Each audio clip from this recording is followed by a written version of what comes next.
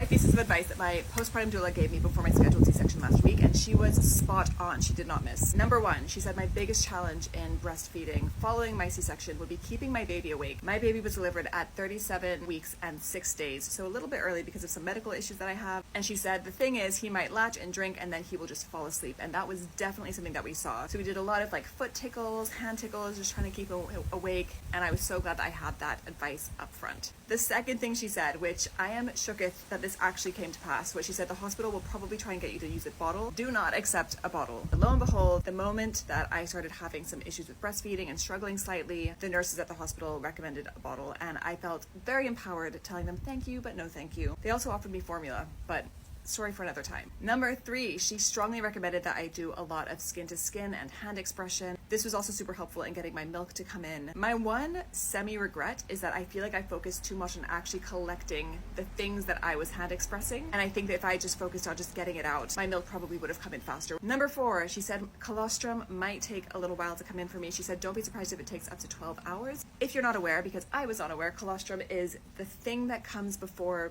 your breast milk comes in. So it's almost like your body beginning the breast milk process, and it's very nutrient dense, is my understanding, almost like honey type substance that your body produces before the milk comes in. To be fair, mine came in pretty fast. I want to say within a few hours after my surgery, but it was good to know that I could expect up to 12 hours and not panic too much. Her final piece of advice was to make sure that I was trying to latch as often as possible. She said the hospital might encourage you to try and latch him every 3 hours. She said I would recommend trying to do it every 60 to 90 minutes, and that's definitely something that I did. I still had trouble breastfeeding. I've been working with her since, and she's been chef's kiss amazing. And not only the tips that she gave me before going into hospital, but having access to her when I was in the hospital to pick her brains on different things. Her brain.